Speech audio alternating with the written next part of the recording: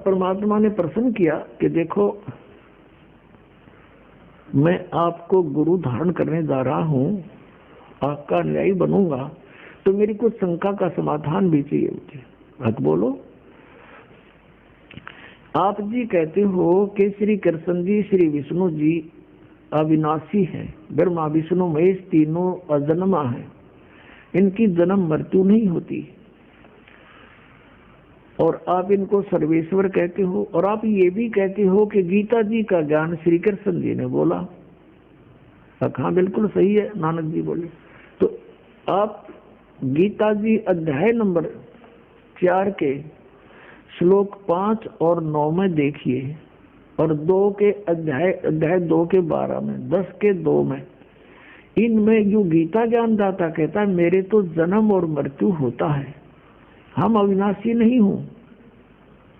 कि आप कह रहे हो ये अविनाशी है। अब नानक साहब जी के पास कोई जवाब नहीं था।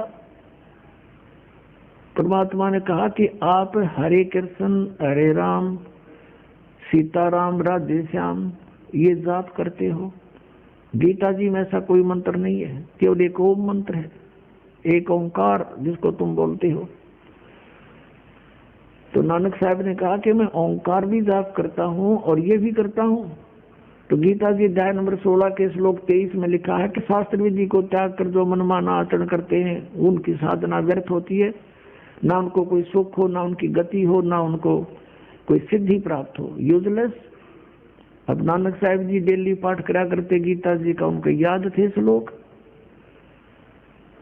तो गीता जी में केवल लिखा एक ओम अक्षर है, उसके अतिरिक्त जो आप अन्य जाप करते हो वो व्यर्थ है। जैसे कोई एक जड़ी है और उससे लाभ होना है, उसके साथ और जड़ी मिला दी तो वो यूजलेस हो जाता, निष्क्रिय हो जाएगी, जड़ी का यूज भी नहीं होगा आपको।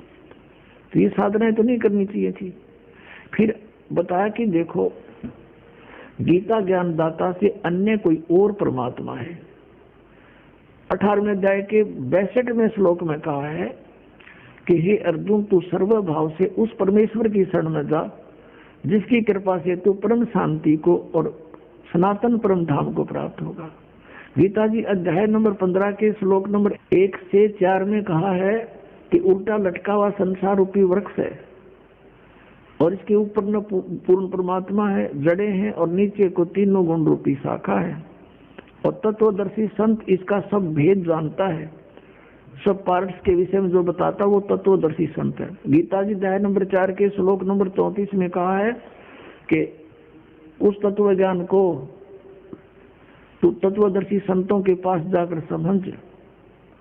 तो वो तत्वदर्शी संत से पूछो, वो दंडवत प्रणाम करो, उनको नम्रता से प्रश्न करो, वो तत्वदर्शी संत तुझे उस परमात्म तत्व का ज्ञान कराएंगे।